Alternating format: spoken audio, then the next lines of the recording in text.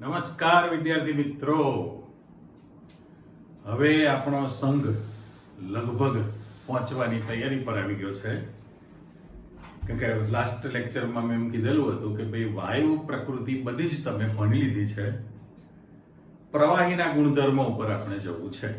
Okay, તો એની અંદર સામાન્ય સંજોગોમાં તમે સામાન્ય લાક્ષણિકતા તમે જાણો જ છો, એટલે તમારા ટોપિકમાં મુખ્ય 3 પ્રશ્નોની ચર્ચા આપેલી છે. એટલે મેં હેડિંગ આપેલું છે, ચેક કરો. પ્રવાહી અવસ્થા દેખાય છે ને પાત્રમાં, લિક્વિડ ફોર્મ, બરાબર, લિક્વિડ સ્ટેટ શબ્દ વાપરીએ. પ્રવાહી અવસ્થા, અહીંયા પ્રસ્તાવિકામાં તમારી પાસે એક વિધાન છે જેની આપણે ચર્ચા કરીએ અને મુખ્ય તમારા 3 પ્રશ્નો બની જાય. સામાન્ય ગુણધર્મ પ્રવાહીના ઘણા બધા છે, પણ આપણે નાના ધોરણથી શીખતા આવો છો. અત્યારે તમારે પ્રવાહીના બાષ્પ દબાણ વિશે વિસ્તૃતપણે સમજૂતી આપો.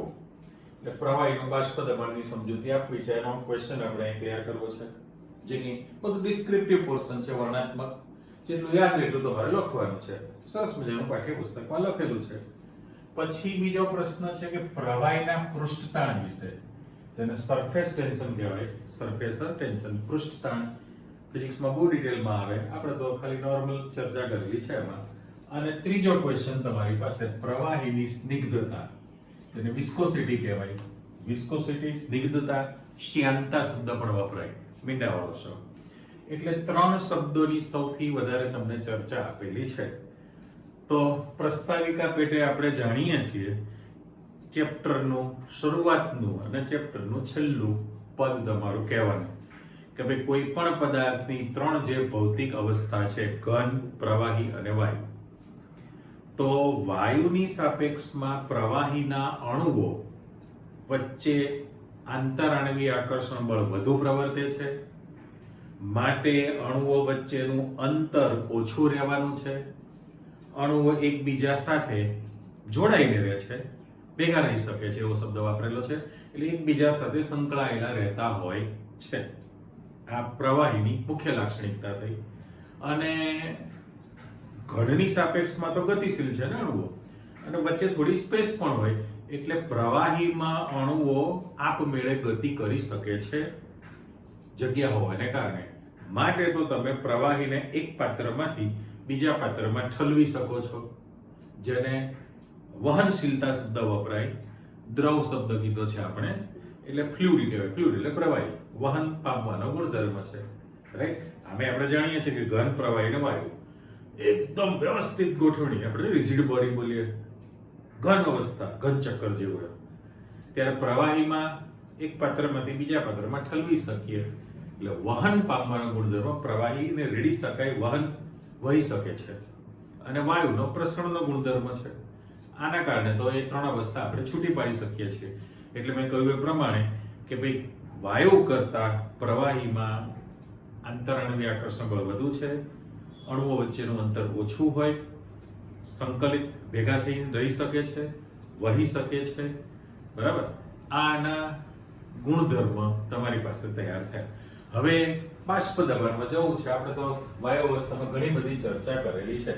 અહીંયા આગળ આ જે ટોપિક એક ગ્રાફ મૂકેલો છે, એ ભલે તૈયાર કરવો નથી, મેં ખાલી થોડીક ચર્ચા કરી છે. એ તમારે 12મા ધોરણમાં દ્રાવણ ચેપ્ટર છે, એમાં ઉત્કલન બિંદુમાં ડિટેલમાં ગ્રાફ સાથે બધું ભણવાનું છે. અત્યારે પહેલું તો બાષ્પ દબાણ એટલે શું. ઓકે, તો ચર્ચા થઈ ચૂકેલી છે કે ભાઈ તમે બંધ પાત્રમાં થોડું પ્રવાહી રાખો, બરાબર. અત્યારે તમે શૂન્યાવકાશ કીધું છે. શૂન્યાવકાશ નથી કરવું તો પણ ચાલશે. મેં એવી ચર્ચા કરી કે તમારી પાસે સુગંધિત પ્રવાહી હોય, અડધી બોટલ, પાત્ર અડધું છે, ઢાંકણ બંધ છે, બરાબર. તમે ઢાંકણ ખોલો તો તમને એની સ્મેલ મળે છે. તો એ સ્મેલ કોણ આપે છે? વાયુ અણુઓ છે ને, બરાબર. એટલે ગતિશીલ સંતુલનની બધી ચર્ચા તમને કરી છે. અહીંયા તમારી પાસે એવું કહે છે કે આ જે પાત્ર છે, હવે એમાં લખું છે એટલે મારે લખવું પડે, શૂન્યાવકાશ કરેલું પાત્ર છે. Okay, vacuum. શૂન્યાવકાશ કરેલા પાત્રમાં જો તમે થોડું પ્રવાહી રાખેલું હોય, અંશતઃ પ્રવાહીનો ભાગ તમે રાખેલો હોય, તો પરિસ્થિતિ કેવી થાય આપણે જાણીએ છીએ કે ભાઈ પ્રવાહીમાંથી એના અણુઓ જે છે ગ્રીન ટપકા જે મૂકું છું એ બાષ્પ સ્થિતિમાં ફેરવાવાના છે, બરાબર? પ્રવાહીમાંથી બાષ્પ બનશે. ઓકે, બાષ્પના જે અણુઓ છે એ બાષ્પના જે અણુઓ પ્રવાહીની સપાટી પરથી નીકળ્યા છે, આ બધા જો મેં ટપકા મૂક્યા, અને પાત્રની દિવાલ સાથે વાયુરૂપ અણુઓ જ્યારે અથડાતા રહેતા હોય તો એ જે છે એને આપણે બાષ્પ દબાણ શબ્દ વાપરી શકીએ. બાષ્પ દબાણ સ્મોલ p સિમ્બોલ આપણે તો ડાલ્ટન પાટરનું બધું ડાલ્ટનભાઈની થિયરીમાં ડિટેલ શીખી લીધી છે, પણ અત્યારે તો વર્ણન એવું કરેલું છે કે ભાઈ પ્રવાહી જે છે તમે શૂન્યાવકાશ કરેલા પાત્રમાં થોડુંક પ્રવાહી રાખેલું, અંશતઃ પ્રવાહી રાખેલું છે, તો પ્રવાહીમાંથી વાયુરૂપ અણુઓ બનેલા છે.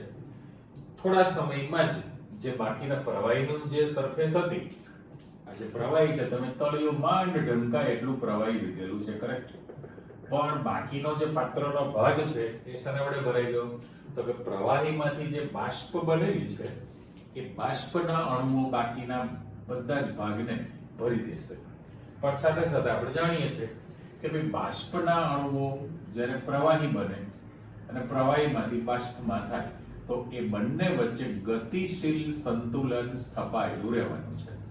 ગતિશીલ સંતુલન, તેને સંતુલિત બાષ્પ દબાણ કહેવાય. અને એ જે ગતિશીલ સંતુલન સ્થપાયેલું હોય એ વખતે જે તમે બાષ્પ દબાણ માપો છો એને સંતુલિત બાષ્પ દબાણ કહેવામાં આવે. આગળ મેં માત્ર શબ્દ મૂકી દીધો એટલે ક્લિયર. આગળ પાછળ પેજ ભરી બધી વાર્તા કરેલી છે, હું બોલતો જોયો તો આખા ફકરા પૂરા થતા જશે. મેં તમને ચિત્રો સાથે માહિતી આપી કે ભાઈ બાષ્પના જે બાષ્પ બને ફેઝ એટલે કલા કહેવાય, તો બાષ્પ કલા અને પ્રવાહી કલા વચ્ચે ગતિશીલ સંતુલન સ્થપાયેલું રહેતું હોય છે.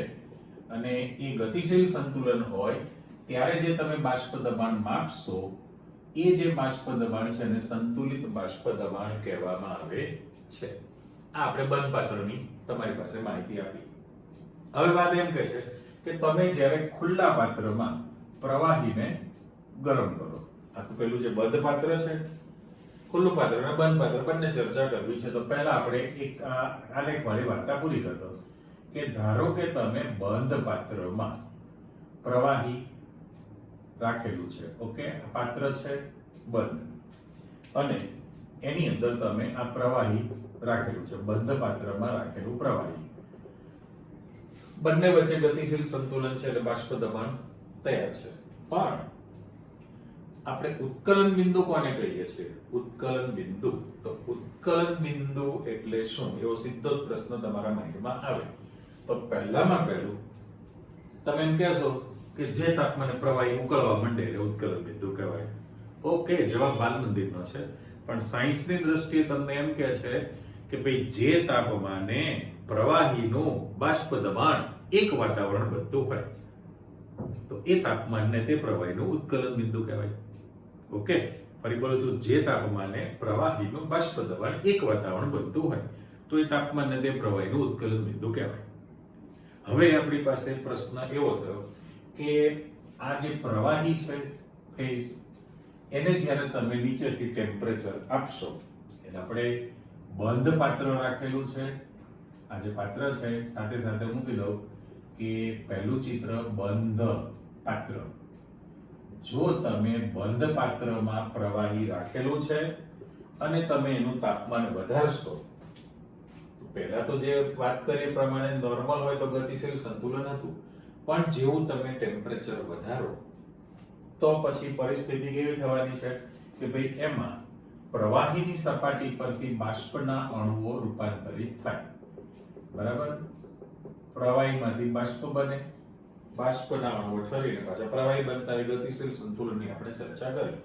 પણ આ જે બાષ્પ દબાણ છે એ તમારી પાસે એક વાતાવરણ કરવું છે. કેટલું? એક વાતાવરણ.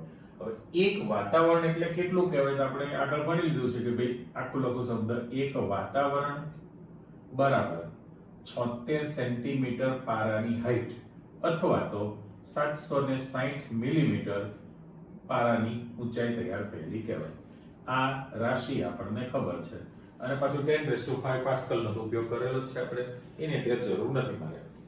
તો પહેલામાં પહેલું એક વાતાવરણ એટલે 760 મિલીમીટર પારાની ઊંચાઈ, Hg શબ્દ લખેલો છે, મર્ક્યુરી પારાની હાઈટ. ઓકે, તો આપણી પાસે ગ્રાફ મૂકવો છે કે ભાઈ આલેખનું તાપમાન છે કેલ્વિનમાં, કેલ્વિન તાપમાન છે, અને બાષ્પ દબાણ છે મિલીમીટર મર્ક્યુરીની હાઈટ, પારાની ઊંચાઈ. તો અહીંયા આગળ તમારી પાસે જે મેં રાઉન્ડ મૂકેલો છે, આજે તૂટક લઈને 760 મિલીમીટર, કારણ કે તમે જે યુનિટ લીધો છે મિલીમીટરમાં રાખેલો છે, તો 760 મિલીમીટર પારાની ઊંચાઈ, એને તમે એક વાતાવરણ કહો છો ને. ઓકે, અને આ તમારી પાસે ટેમ્પરેચર છે, તાપમાનના આંકડા હોય કેલ્વિનમાં, આ તમારી પાસે બાષ્પ દબાણના આંકડા છે. એક સમય એવો આવે કે 760 મિલીમીટર થાય. તો ઉત્કલન બિંદુ એટલે શું? તો કે તમારી પાસે જે પ્રવાહી છે એ પ્રવાહીની સાથે જે ઉપર સપાટી પર બનેલી બાષ્પ, એની વચ્ચે સંતુલન છે. પણ તમે જેવું તાપમાન વધારશો એટલે પ્રવાહીની સપાટી પરથી અણુઓ છોડીને, સપાટી છોડીને બાષ્પ કલામાં રૂપાંતરણ પામે. અને આપણે જાણીએ છીએ કે ભાઈ બાષ્પ દબાણ જે છે, બાષ્પ દબાણ એ તાપમાન સાથે સીધો સંબંધ ધરાવે. એટલે મારે શોર્ટમાં લખી નાખું, બાષ્પ દબાણ તાપમાન સાથે સીધો સંબંધ ધરાવે છે. જો તાપમાન વધે તો બાષ્પ દબાણ વધે, તાપમાન ઘટે બાષ્પ દબાણ ઘટશે. ઓકે, એટલે પરિસ્થિતિ કેવી થવાની છે કે અહીંયા આગળ શરૂઆતમાં પરિસ્થિતિ એવી રહેવાની કે પ્રવાહી ઘટ છે, એની સાપેક્ષમાં બાષ્પ ઓછી છે, એટલે એ લેયર પટલું બને. પણ જેમ જેમ તમે ટેમ્પરેચર વધારતા જશો તો પ્રવાહીમાંથી વાયુરૂપ અણુઓ બનવાનો દર વધી જાય. તો એક સમય એવો આવે કે બાષ્પની જે ડેન્સિટી, ઘનતા છે, વધી જાય અને પ્રવાહીની ઘનતા ઓછી થશે. પણ શરૂઆતમાં તમને શું થાય કે બંને વચ્ચે ફેઝ દેખાય. ફેઝ એટલે કલા. તમે બંને વચ્ચેનો ભેદ પારખી શકો કે ભાઈ સપાટી પાણીની ઉપર વરાળ બને છે, બરાબર, નોર્મલ થાય ત્યારે. પણ વરાળ બનવાની શરૂઆત ક્યારે બને? વરાળ બને છે અને ઉકળે ક્યારે? તો વાતાવરણના દબાણ જેટલું દબાણ પ્રવાહીનું થાય ત્યારે પ્રવાહી ઉકળવા માંડે. એટલે અહીંયા આપણે એક ગ્રાફ પ્લોટ કરવો છે કે દાખલા તરીકે તમારી પાસે એક પ્રવાહી છે, આપણે પર્ટિક્યુલર પાણી લઈ લો. તો કોઈ નિશ્ચિત તાપમાને H2O પાણી રૂમ ટેમ્પરેચર હોય તમારી પાસે, તો એ વખતે એનું બાષ્પ દબાણ માપી લો. હવે તમે જેમ જેમ તાપમાનમાં વધારો કરતા જશો એમ પ્રવાહીનું, મીન્સ કે પાણીનું બાષ્પ દબાણ વધશે. તાપમાન વધે, બાષ્પ દબાણ વધે છે તાપમાન સાથે સીધો સંબંધ ધરાવે. એટલે તાપમાન વધતા બાષ્પ દબાણ પણ વધશે. વધતા વધતા વધતા વધતા વધતા એક સમય એવો આવે કે એનું બાષ્પ દબાણ એક વાતાવરણ થઈ ગયું. બાહ્ય દબાણ એટલે વાતાવરણ દબાણ, આપણે એક વાતાવરણ સ્વીકારીએ છીએ. જ્યારે પ્રવાહીનું બાષ્પ દબાણ બાહ્ય દબાણ જેટલું થઈ જાય ત્યારે પ્રવાહી ઉકળે, એને એનું ઉત્કલન બિંદુ કહીએ છીએ. તો પછી આ જે પોઈન્ટ તમારી પાસે આવે છે, આ ગ્રાફ આપણે પ્લોટ કર્યો છે. હવે અત્યારે જો તમે અહીં નીચે જશો, આ પોઈન્ટ ઉપર તમે જાઓ તો એનું ઉત્કલન બિંદુ તૈયાર થયેલું કહેવાય. બરાબર, કારણ કે એ વખતે એનું બાષ્પ દબાણ તૈયાર છે 760 મિલીમીટર. પણ એ જે ઉત્કલન બિંદુ તમને મળશે, આપણને ખબર છે કે ભાઈ 100 ડિગ્રી સેલ્સિયસ વત્તા 273 એટલે 373 કેલ્વિન શબ્દ મૂકી દો અહીંયા આગળ. 373 કેલ્વિન છે અને એ વખતે એનું બાષ્પ દબાણ જે છે એક વાતાવરણ તૈયાર થયું કહેવાય. બરાબર, દરેક પ્રવાહીના ઉત્કલન બિંદુ જુદા જુદા હોય ને. દરેક પ્રવાહીના ઉત્કલન બિંદુ અલગ છે. એનું કારણ એટલા માટે કે દરેકને એક વાતાવરણ દબાણ થવા માટે અલગ ટેમ્પરેચર આપવું પડે. એટલે હવે પાછો પ્રશ્ન એવો થયો, આ તમારા મગજમાં ક્લિયર થઈ ગયું કે ભાઈ જે તાપમાને પ્રવાહીનું બાષ્પ દબાણ બાહ્ય દબાણ એટલે વાતાવરણ દબાણ જેટલું થાય, બાહ્ય દબાણ જેટલું થાય, તો તે તાપમાને તે પ્રવાહીનું ઉત્કલન બિંદુ કહેવાય. પણ પાછો પ્રશ્ન એવો આવે છે કે તમે એક વાતાવરણના દબાણે અને એક બાર દબાણે, આ બંને બારમાં પણ દબાણ છે, આપણે પર્ટિક્યુલર H2O પાણી માટે વાત કરો, તો એક વાતાવરણના દબાણે પાણીનું જે ઉત્કલન બિંદુ છે એ તમારી પાસે 100 ડિગ્રી સેલ્સિયસ છે, અથવા તો એને 373 કેલ્વિન તમે કીધું ને પાણી માટે. ઓકે, H2O સંયોજન માટે મેં લખી દીધું. તો તો આ જેનું ઉત્કલન બિંદુ છે એને સામાન્ય ઉત્કલન બિંદુ કહેવામાં આવે છે. આ એનું સામાન્ય ઉત્કલન બિંદુ થયું. પણ જો તમે 1 બાર દબાણે ઉત્કલન બિંદુ માપો તો એને પ્રમાણિત ઉત્કલન બિંદુ કહેવામાં આવે છે. ઓકે, પણ હવે શબ્દ આપણે પહેલા જ કહી દઈએ છે કે ભાઈ પ્રમાણિત ઉત્કલન બિંદુ હંમેશા સામાન્ય ઉત્કલન બિંદુ કરતા ઓછું હોય છે. એનું કારણ એટલા માટે કે એક વાતાવરણના દબાણ કરતા 1 બાર દબાણ હંમેશા ઓછું હોય. તો અહીંયા તમારી પાસે આંકડો કેવો આવવાનો છે એ પણ તમે જોઈ લો. તો તમારી પાસે 96.6 ડિગ્રી સેલ્સિયસ છે. પેલું કેટલું હતું? 100 ડિગ્રી સેલ્સિયસ પાણી માટે. તમારું ઉદાહરણ છે, દાખલા તરીકે આપણે સેમ્પલ પાણીનું જ લીધેલું છે કે ભાઈ H2O નું એક વાતાવરણ દબાણે ઉત્કલન બિંદુ 100 ડિગ્રી સેલ્સિયસ એટલે 373 કેલ્વિન, એને તમે સામાન્ય ઉત્કલન બિંદુ કહો છો. પણ જો 1 બાર દબાણે ઉત્કલન બિંદુ તમારી પાસે 96.6 ડિગ્રી સેલ્સિયસ છે, 96.6 ડિગ્રી એટલે આપણી પાસે શું આંકડો આવી ગયો? 372 કરી દેવું પડે ને, 372.6 કરી દો તો એ તમારી પાસે શેમાં આવી ગયું? કેલ્વિનમાં. કે કઈ ડિફરન્સ છે તમને મળે છે 0.4 નો છે ને, 100 છે તો 96.6, સોરી 96 ક્યાં લખો? 99.6. Okay, sorry. અહીંયા જે છે 99 પોઈન્ટ, બે છગડા થઈ ગયા, 99.6 ડિગ્રી સેલ્સિયસ છે એટલે ડિફરન્સ 0.4 સેલ્સિયસ નો છે. તો અહીંયા 372 છે તો મારે 372.6 લખવું પડે ને.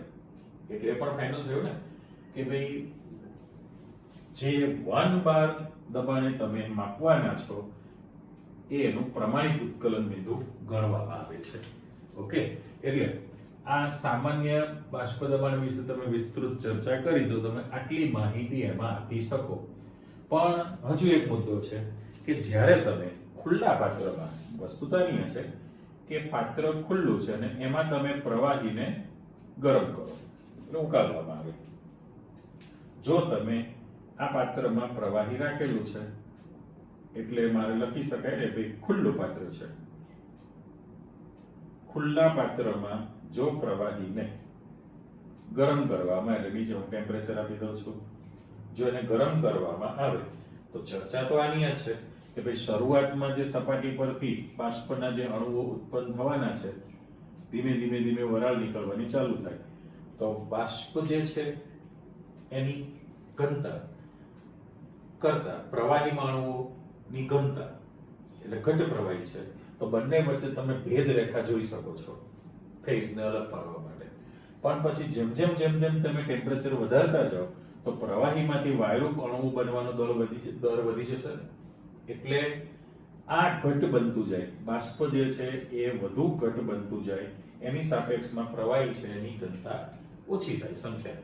એટલે તમે કોઈ પણ અવલોકન કરો કે તમે બર્નર પર બીકરમાં અથવા તો ઘરે તપેલીમાં પાણી ઉકળતું હોય તો પહેલા સ્ટાર્ટ કરો, ધીમે અવલોકન કરજો દૂરથી, તો પહેલા સપાટી પરથી ધીરે ધીરે વરાળ નીકળવાનું ચાલુ થાય, તમને વરાળ જતી દેખાય, પાણીની લેવલ પણ દેખાય.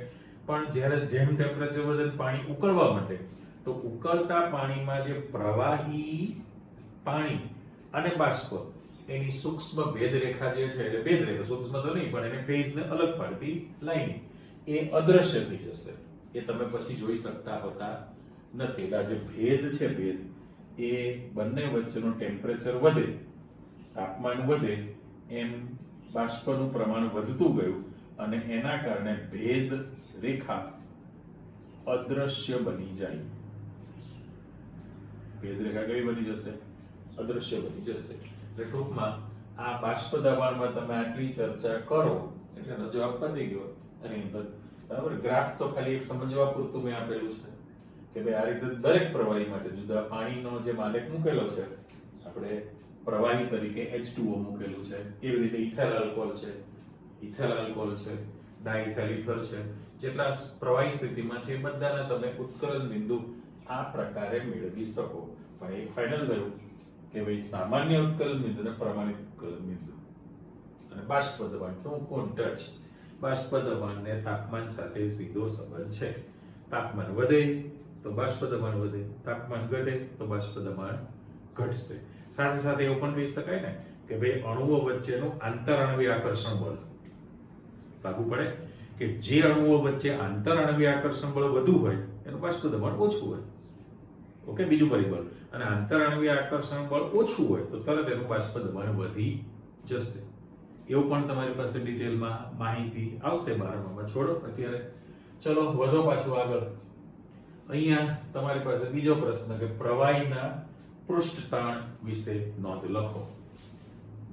પૃષ્ઠતાણ શબ્દ કીધો છે તો પહેલામાં પહેલું આમ જનરલ તમને ખબર જ છે કે ભાઈ કોઈ પણ પ્રવાહીની સપાટી હોય એ ખેંચી રાખેલા રબરના પડની જેમ વર્તે. સાવ નાના ધોરણમાં તમે શીખેલા છો બાયોલોજીની અંદર કે એકદમ લાઇટ હલકા ફુલકા જે કીટકો હોય એ પાણીની સપાટી ઉપર તરે બેસી શકે છે. બરાબર, તમે જોજો કોઈ વખતે કરોડિયું હોય આથી ગમે કીટક ઇન્સેક્ટ જે છે એ સપાટી પર આમ બધી બાજુ એના પગ ગોઠવી દે, ડૂબી નથી જતું. કારણ શું? પૃષ્ઠતાણ છે. તો પહેલામાં પહેલું પૃષ્ઠતાણ તો પ્રવાહીની સપાટી ખેંચી રાખેલા પડની જેમ વર્તે એ જે છે આપણે પૃષ્ઠતાણ શબ્દ કહીએ છીએ સાદી ભાષામાં. પણ હવે આપણે વિચારવાનું એમ છે કે તમે કોઈ પણ પ્રવાહી હોય, તમને બે ઉદાહરણ આપેલા છે. પહેલા ઉદાહરણમાં શું કહે છે કે જ્યારે તમે બંને સેમ્પલ સાચા જ છે. મર્ક્યુરી પારો જે છે, શું કહે છે ને, પારો જે છે કાચની દિવાલ ને ચોંટતો નથી હોતો. હવે દાખલા તરીકે પારો નીચે પડી જાય તો ઝીણી ઝીણી ઝીણી કણીઓ બની જશે પણ એ ગોળ બનશે. પાણીનું બુંદ પણ ગોળ હોય છે, એક એક ટીપું પડે તો આમ ગોળ તમે જોઈ શકો છો ચિત્ર દોરો ત્યારે પણ. એટલે પહેલો મુદ્દો તમારી પાસે Hg મર્ક્યુરી પારો હોય, જો આપણે ગોળમીંડું જ મૂકી દઈએ તો પારો જે છે એ ગોળાકાર કણો સ્વરૂપે અસ્તિત્વ ધરાવે. કેમ એ બધું વિચારવાનું છે.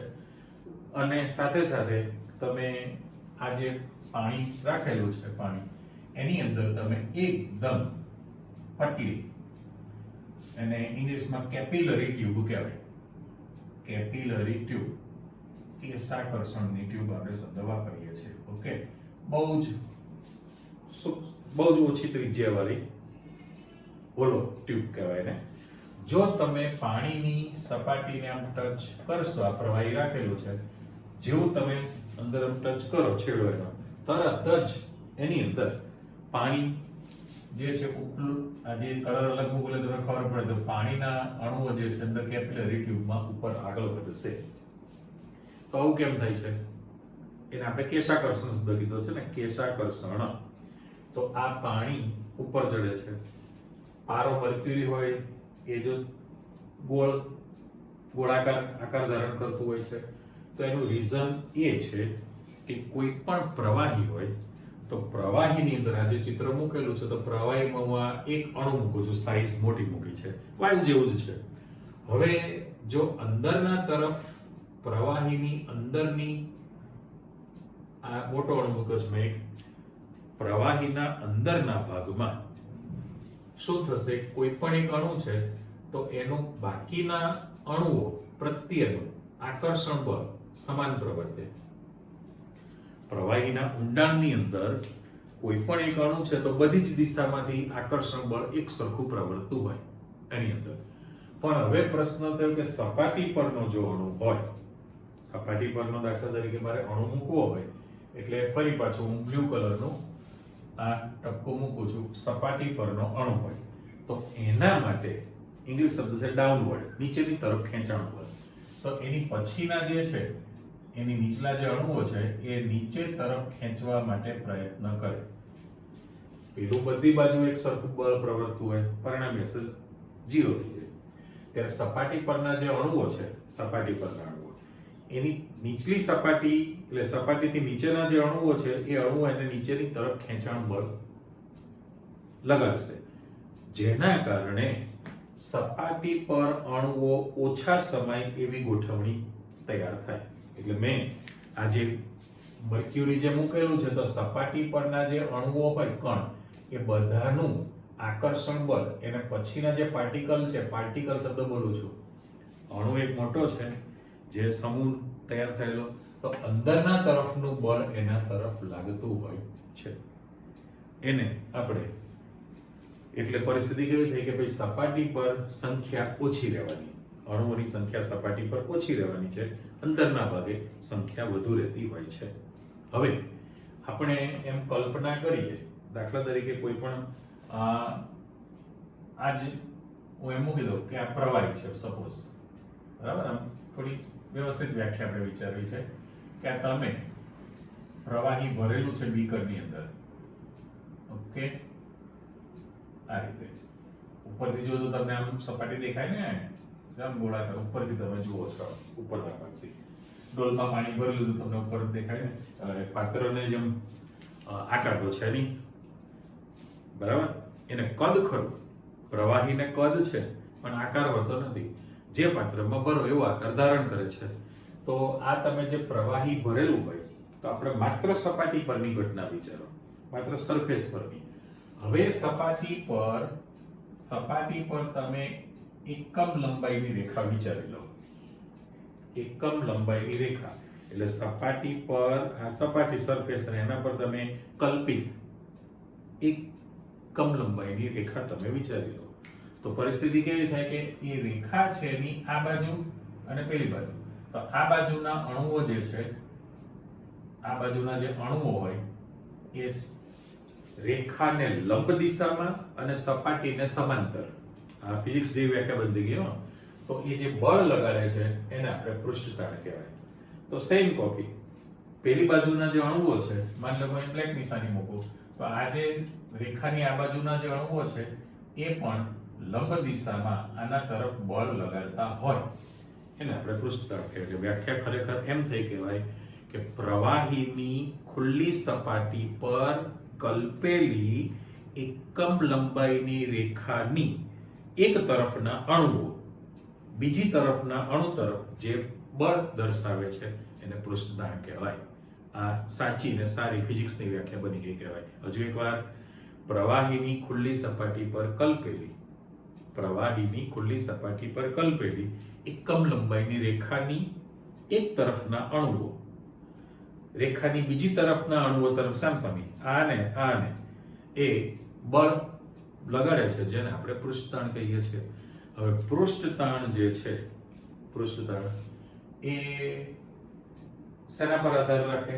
તો કે એના માટે બે પરિબળ છે. હાઇડ્રોજન બંધ પણ જવાબદાર છે અને વાન ડર વાલ્સ, છોટું લખીએ ચાલો, આવડી ગયું છે, વાન ડર વાલ્સ આકર્ષણ બળ. ચલો આવો શબ્દ મેં આપી દીધો, વાન ડર વાલ્સ આકર્ષણ બળ. એટલે પૃષ્ઠતાણ માટે આંતર આણ્વીય આકર્ષણ બળ પણ જવાબદાર છે.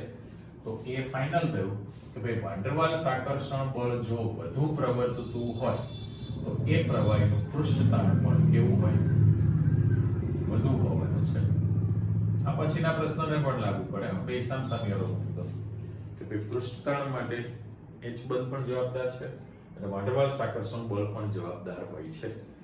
જે પ્રવાહીમાં અણુઓ વચ્ચે આંતર આણ્વીય આકર્ષણ બળ વધુ પ્રવર્તતું હોય તો એની અંદર પૃષ્ઠતાણ જે છે વધુ પ્રવર્તે છે. ઓકે. પણ જો તમે દરેક પ્રવાહીનું પૃષ્ઠતાણ અલગ અલગ હોય છે. તાપમાન વધારશો તો પૃષ્ઠતાણનું મૂલ્ય ઘટે. તાપમાન વધવાને કારણે શું થાય? તો કે પૃષ્ઠતાણ ઓછું થવાનું હોય. હવે એ બળ ને આ તેની બધી જે ચર્ચા કરેલી છે આની અંદર, તો એ અલગ અલગ પ્રકારના ગુણધર્મો તમારી પાસે તૈયાર થાય પૃષ્ઠતાણની અંદર. એટલે ડિટેલ તમારી પાસે બાષ્પ દબાણ સૌથી વધારે હતું, પૃષ્ઠતાણમાં તો કશું છે જ નહીં.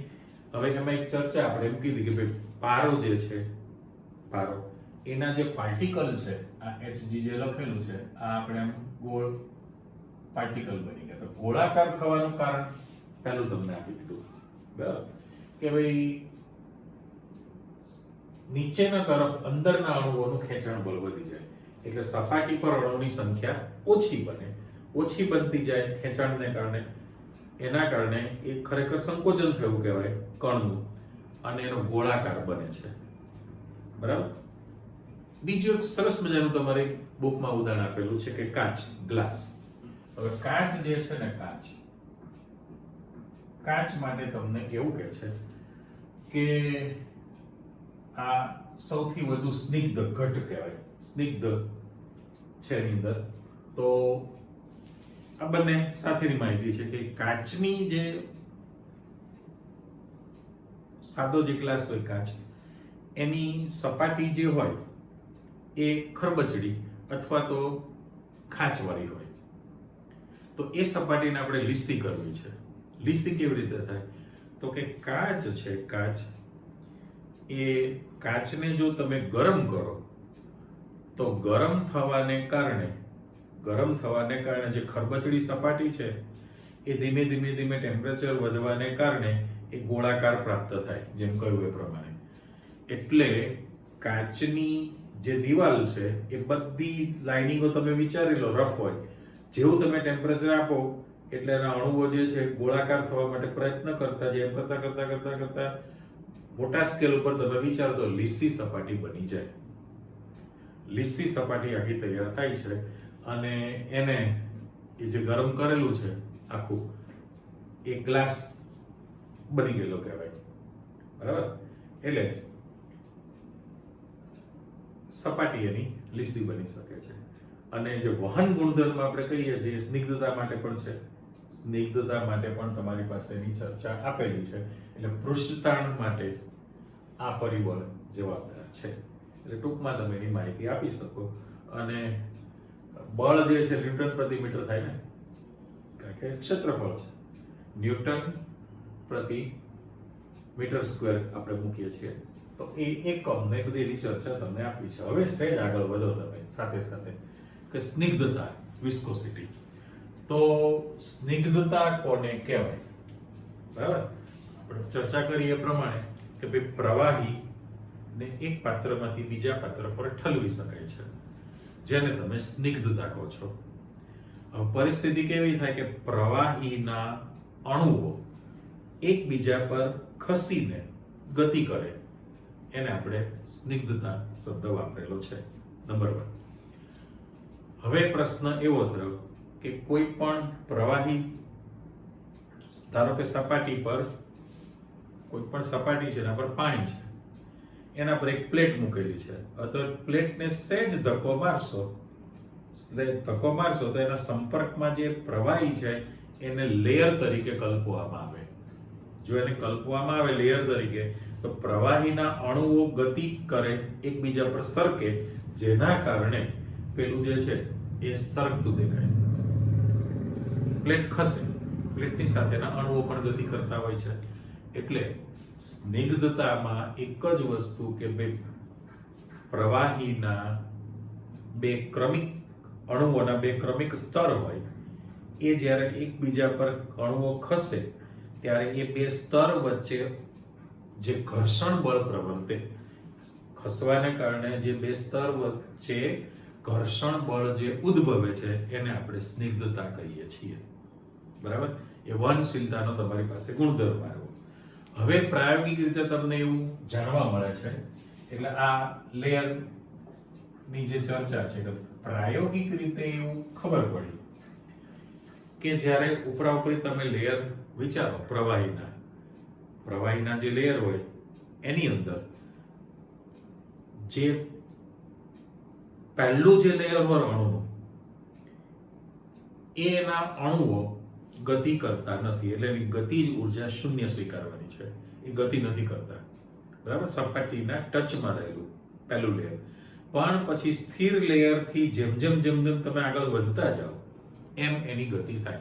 હવે મેં અહીંયા એક આકૃતિ મૂકી છે, સાથે બીજી એક માહિતી એવી આપું કે દાખલા તરીકે આ તમારી પાસે પ્લેટ છે. ઓકે, આ એક પ્લેટ છે ને સપાટી પર મૂકેલું છે, નીચે પાણી છે. પાણી જે છે એ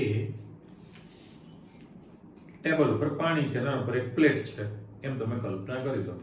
પ્લેટને જ્યારે તમે બાહ્ય બળ લગાડો, આ તરફ તમે એને બળ લગાડશો, ફોર્સ, તો શું થાય કે એના સંપર્કમાં જે નીચે પાણી છે, આખું પાણી, દાખલા તરીકે હું આમ લાઇનિંગ મૂકી દઉં તો થોડી વધારે સ્પેસ મૂકેલી છે, વચ્ચે પાણી છે, સ્વીકારી લો.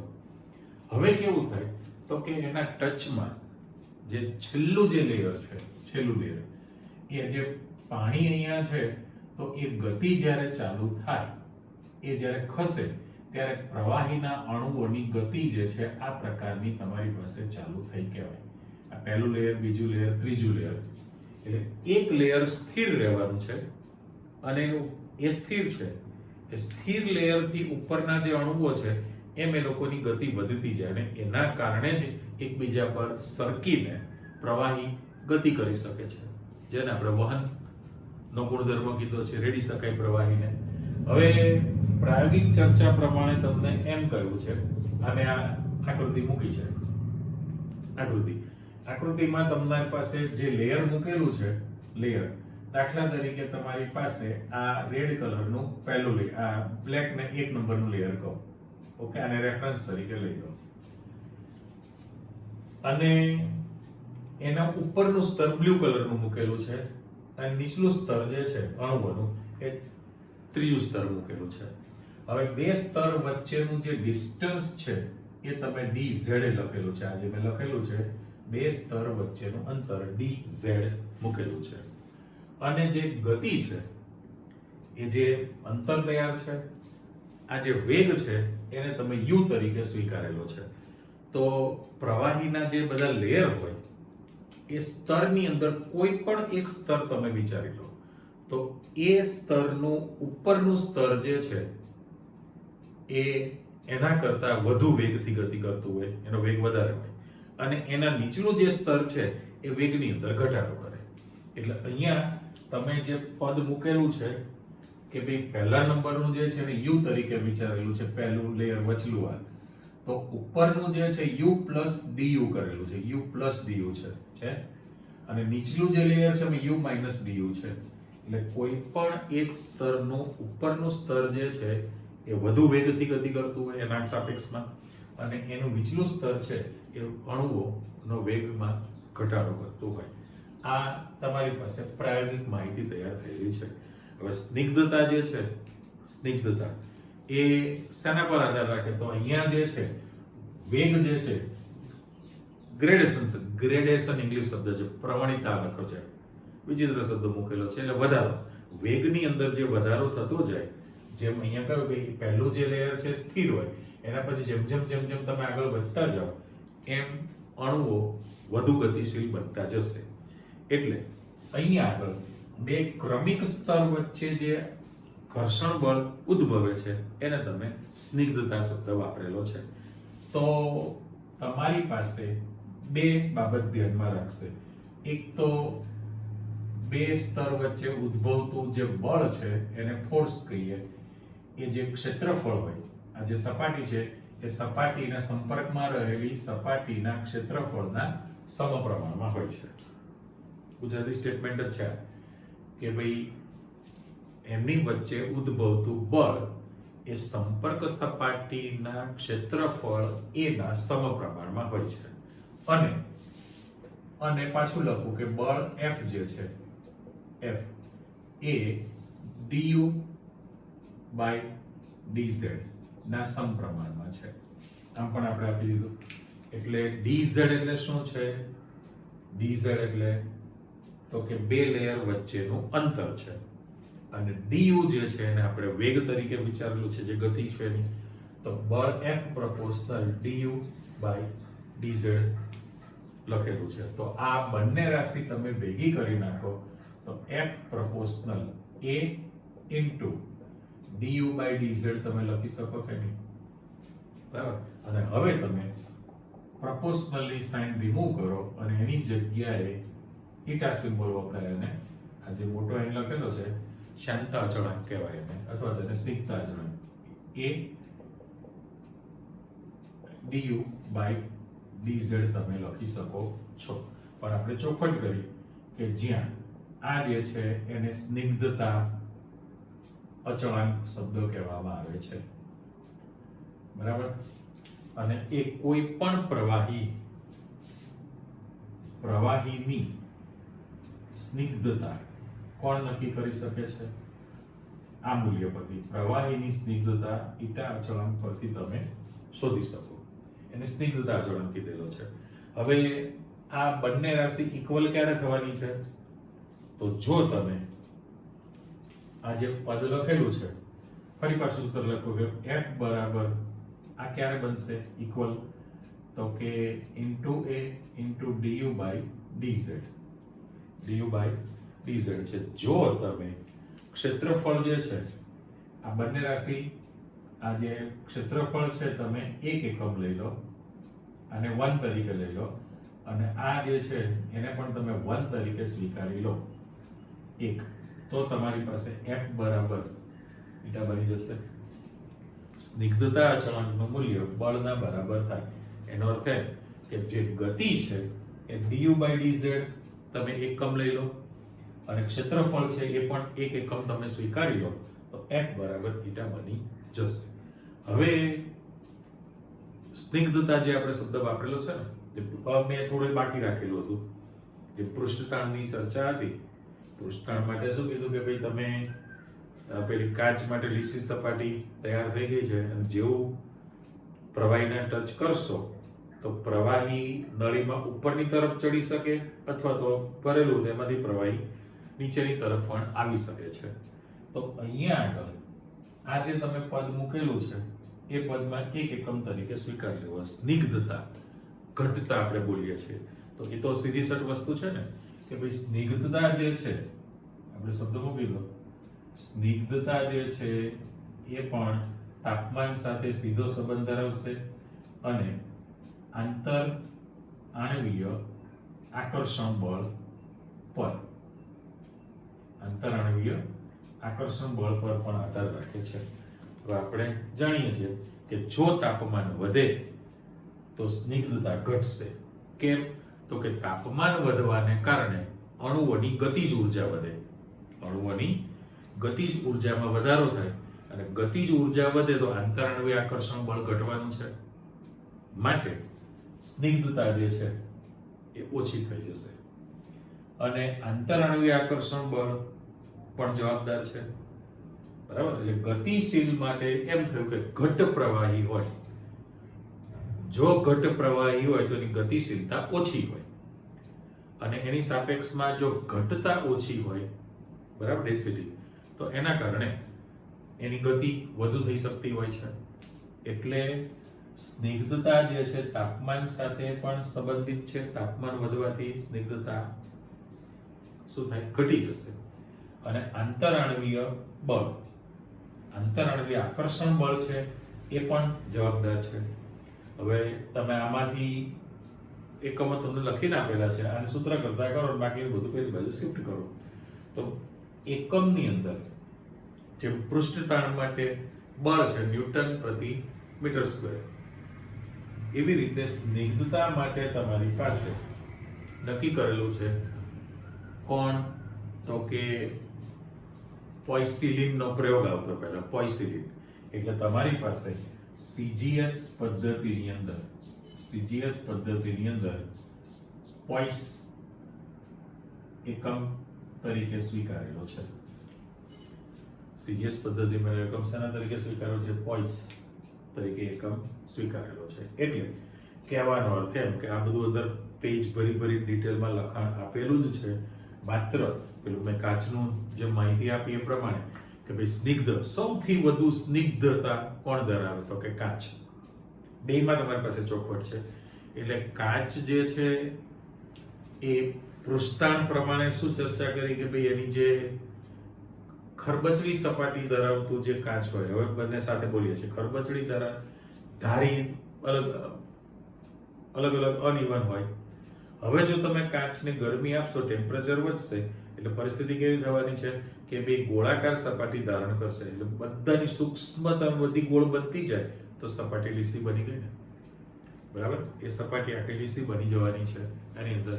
અને પછી તમે અહીંયા જે કહો છો કે ભાઈ કાચ જે છે એ સ્નિગ્ધ પ્રવાહી છે, સૌથી વધુ સ્નિગ્ધ ગણાય, અને એના કારણે તો એના જે ગુણધર્મ છે એ લગભગ ઘન પદાર્થ જેવા જ ગુણધર્મ ધરાવતું હોય. ઘનની કમ્પેરિઝનમાં એના જેવા ગુણધર્મ ધરાવે. અને તમને એક ઉદાહરણ આપેલું છે કે ભાઈ જૂના પુરાણા મકાનો હોય, બહુ જૂના, તો એમાં જે બારીમાં જે કાચ ફિટ કરતા હતા, ગ્લાસ કાચ આપણે બોલીએ છીએ, તો જે ફ્રેમની અંદર જે કાચ હોય તો એ સ્નિગ્ધતાને કારણે, શબ્દ સમજો, સ્નિગ્ધતાને કારણે જે હાઈટ કાચ છે તો ઉપલી સપાટીની જે જાડાઈ હોય કાચની એ સરકીને એના કારણે નીચલો જે છેડો હોય એની કમ્પેરિઝનમાં તમારી પાસે માપો તમારા માઇક્રોમીટર સ્ક્રૂ ગેજથી વ્યાસ ત્રિજ્યા, તો આના કરતા નીચલા છેડાની થિકનેસ વધારે હોય છે. સ્નિગ્ધતા એના માટે જવાબદાર કહેવાય. એટલે આપણે બંને રીતની ચર્ચા કરી દીધી. આનામાં તમારે એટલું જ યાદ રાખવાનું છે કે ભાઈ જે સપાટી હોય એ સપાટી, સંપર્ક સપાટી જે છે એનું જે અણુઓનું પ્રવાહીનું પહેલું સ્તર છે એ ગતિ કરતું નથી. એ અણુઓ ગતિશીલતા ધરાવે નહીં, પણ એનાથી ઉપલું જે લેયર છે એના પછીનું લેયર એ બધા જ ગતિ ધરાવે, અને એના કારણે જ પ્રવાહીનું એક સ્તર બીજા સ્તર પર સરકીને ગતિ કરી શકે છે, જેને આપણે વહેવાનો ગુણધર્મ, ફ્લુઇડિટી શબ્દ વાપરેલો છે. અને અહીંયા જે ચોખવટ કરી કે કોઈ પણ એક સ્તર તમે કલ્પી લો, બરાબર, એનો યુ તમે વિચારેલું છે, તો એનું ઉપલું સ્તર છે એના કરતા વધુ પ્લસ ડીયુ, અને નીચલું સ્તર છે એ વેગમાં ઘટાડો કરે. વહન જે પામવાનો જે વેગ છે એ du/dz સિમ્બોલ તમે વાપર્યો છે આ સ્તર, અને પેલું લેયર માટે તો du/dz આમાં વધુ હોય, પેલામાં એના કરતા ઓછું હોય. એ હંમેશા ઘટાડો કરે, ઉપલું સ્તર હંમેશા વેગમાં વધારો કરતું હોય. અને બંને પરિબળ તમે ભેગા કર્યા છે, સ્નિગ્ધતા એના પરથી નક્કી કરી શકાય. અને પોઈસ શબ્દ મૂકેલો છે પોઈસલિન વૈજ્ઞાનિકના નામ પરથી. પછી બીજા બધા એકમો લખેલા છે, એ તમારે એને યાદ રાખવા પડે. એસઆઈ પદ્ધતિમાં, એમકેએસ પદ્ધતિમાં કઈ રીતનો એકમ છે એની બધી ચર્ચા આવે. એટલે ટૂંકમાં પ્રવાહીના જે મુખ્ય ગુણધર્મ જે છે, આમ તમે સમજી લીધું કે પ્રવાહીને ચોક્કસ કદ હોય છે પણ આકાર નથી. એ જે પાત્રમાં ભરો એવા પ્રકારનો આકાર ધારણ કરે. બીજું, પ્રવાહી જે છે અસંકોચનીય છે. આ વધારે જાણકારી આપું છું કે વાયુ મેક્સિમમ સંકોચન પામે, પ્રવાહીમાં અણુઓ વચ્ચે અંતર બહુ ઓછું હોય, અને એના કારણે તમે દબાણ વધારીને પ્રવાહીનું સંકોચન કરી શકતા નથી. પ્રવાહીનું સંકોચન ન કરી શકાય, બરાબર. ત્રીજું કે પ્રવાહી પ્રસરણનો ગુણધર્મ ધરાવે છે, પ્રસરે છે. પ્રસરે એમાં તમારા અંદર જે ઉદાહરણ મૂકેલા છે કે ભાઈ જ્યારે સપાટી પર પાણીનું બુંદ મૂકો તો એ તરત પ્રસરી જાય. કપડા પર દાખલે પાણીનું ટીપું આવે તો એ પ્રસરે છે. કેમ? તો કે શક્ય એટલો ફેલાવો થાય. સપાટી પર અણુઓની સંખ્યા ઓછી રાખવાનો વૃત્તિ છે ગુણધર્મ, એટલે ફેલાઈ જાય. જમીનની અંદર માટીના કણ એકબીજા સાથે જોડાયેલા રહે છે, ભીની ભેજવાળી માટી હોય તો. કારણ તો કે માટીના જે પાર્ટિકલ છે એ બંને વચ્ચે જે પાણીનું લેયર છે એકદમ પતલું લેયર બની જાય, કારણ કે ઓછામાં ઓછા અણુ હોય એટલે એ આકર્ષી રાખે. એ પણ તમારી પાસે ઉદાહરણ આપેલું છે. એટલે ત્રીજો ગુણધર્મ તમે કીધું પાણી પ્રસરણ પામે છે. બીજું, બાષ્પીભવનનો ગુણધર્મ, એટલે દરેક પ્રવાહી બાષ્પશીલ છે, બાષ્પ દબાણ ધરાવશે, બરાબર. પ્રસરણ જે છે એના માટે પણ એ સ્પ્રેડ થઈ જશે. પ્રસરણનો ગુણધર્મ કીધો. તમે બાષ્પ દબાણ ધરાવે દરેક પ્રવાહી બાષ્પશીલ છે એની પણ તમે ચર્ચા આપી શકો છો. પૃષ્ઠતાણ શબ્દ કીધો, સ્નિગ્ધતા છે. આ બધા જ એના સામાન્ય ગુણધર્મ કીધા છે. અહીંયા પ્રાયોગિક રીતે જાણવા મળ્યું છે કે જો તમે કોઈ પણ પ્રવાહીનું 1 ડિગ્રી સેલ્સિયસ તાપમાન વધારો, 1 ડિગ્રી સેલ્સિયસ તાપમાન વધારવામાં આવે તો એની જે સ્નિગ્ધતા જે છે એ સ્નિગ્ધતા જે છે 20% જેવો ઘટાડો થઈ જાય. આશરે સ્નિગ્ધતામાં ઘટાડો થાય. અને એવું સાદું ઉદાહરણ તમને ખબર જ છે કે ભાઈ હવે તો આપણે બધા હોશિયાર થઈ ગયા છીએ, બરાબર. ઘઉંની સિઝન આવે તો સીધા દુકાને જઈને તમે મોયેલા જ ઘઉં લઈ આવો છો. પણ વર્ષો પહેલા આગલી બે પેઢી સુધી તમે વિચારો, ઘઉં લાવતા, બરાબર, બોરી ચાળે, સાફ સફાઈ કરે, પછી દિવેલ દઈને એરંડિયું દિવેલ, બરાબર, એ પછી પીપમાં ભરવામાં આવતું હતું. હવે દિવેલ તમે ખરીદે છે, મેડિકલે આવે છે, રેગ્યુલર પણ આવે, તો દિવેલ તમારે તો ઘટ હોય, પણ તમે એને ગરમ કરો એટલે ડેન્સિટી ઘટે છે. એટલે સ્નિગ્ધતા જે છે તાપમાન પર આધાર રાખે છે. આંતરાણવીય આકર્ષણ બળ પણ જવાબદાર છે. જો ઘટ પ્રવાહી હોય તો વહેવાનો ગુણધર્મ ઓછો થાય, અને જો સ્નિગ્ધતા ઓછી હોય તો વધુ વહી શકે છે. એટલે ટૂંકમાં આપણે આખા લેક્ચરમાં જે કંઈ ચર્ચા કરી એ પ્રવાહી અવસ્થામાં કીધું છે. એમાં બાષ્પ દબાણમાં તમે જાણકારી મેળવી લીધેલી છે, એનો સ્વતંત્ર ક્વેશ્ચન છે. પછી તમે પૃષ્ઠતાણ માટે પણ ચર્ચા કરી નાખી છે કે ભાઈ ગોળાકાર સપાટી શા માટે હોય છે અને પાણી શા માટે ઉપર ચડે અથવા તો કેપિલરીમાંથી બહાર નીકળી શકે છે, એ બધી એની માહિતી અને સ્નિગ્ધતા જે છે એના વિશેની ચર્ચા કરી. ઓકે, આટલું તૈયાર કરી રાખો. ફરી પાછા મળીએ. આવજો. બાય.